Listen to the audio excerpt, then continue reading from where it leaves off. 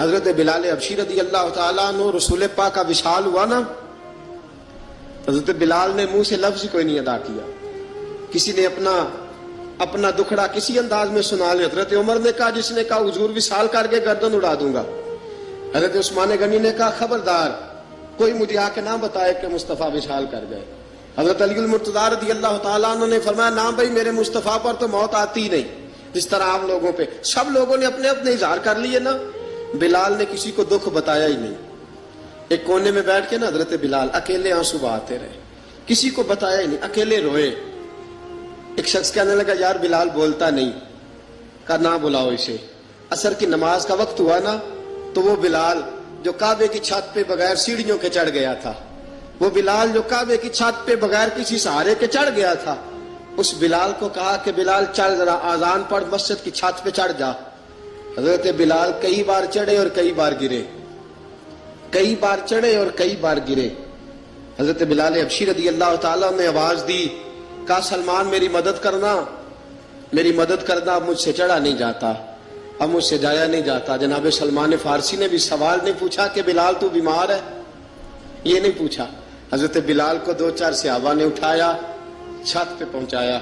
بلال نے اذان شروع کی. جب کہا نا اللہ اکبر اللہ اکبر، وہ آواز جس میں بڑا سوز ہوتا تھا، بڑی درد، بڑی بلندی ہوتی تھی، بڑا جوش خروش ہوتا تھا، آج وہ آواز دب گئی. جب بلال نے کہا نا اشہد ان لا الہ الا اللہ، حضرت بلال رضی اللہ تعالیٰ عنہ نے تھوڑی دیر روک کے سانس لیا. جب کہا نا اشہد ان محمد رسول اللہ، جو سارے چپ کھڑے تھے نا ان میں سے ایک بابا رو پڑا جس کا نام ابو بکر صدیق تھا. جب حضرت ابو بکر صدیق کی آنکھ میں آنسو آیا تو حضرت بلال چھت کے اوپر زمین پہ گرے، زمین پہ گرے اور کہا ابو بکر یہ ڈیوٹی کسی اور کی لگا دے، یہ ڈیوٹی کسی اور کی لگا دے، اب میری روح اجازت نہیں دیتی، مصطفیٰ کریم کے بعد مجھ سے اذان نہیں پڑھی جائے گی. آپ نے واقعہ سن رکھا ہے کہ ایک بار صحابہ نے بلایا، دوبارہ آئے، حضور خواب میں ملے. کہا بلال تو آتا کیوں نہیں؟ بلال چھوڑ کے چلے گئے تھے. فرمایا میرا یہاں دل نہیں لگتا. ملک شام کے شہر حلب میں چلے گئے تھے، چھوڑ دیا تھا مدینہ منورہ. اب میری نگاہوں میں جچتا نہیں کوئی، جیسے میرے محبوب ہیں ایسا نہیں کوئی. حضور خواب میں ملے، آئے مدینے. حضرت بلال آخری بار، لوگوں نے کہا اذان پڑھو. کہا مجھے وہ اذان بھول ہی گئی ہے جو مجھے مصطفیٰ کریم کے زمانے میں پڑھا کرتا تھا، مجھ سے نہیں پڑھی جاتی. نہ مجھے کہو، میں کیسے پڑھوں؟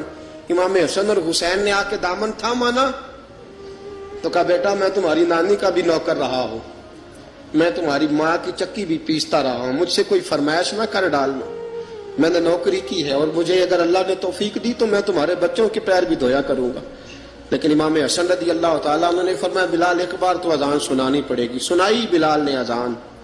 کوئی گھر مدینے میں ایسا نہیں تھا جہاں سے رونے کی آواز نہ آئی ہو.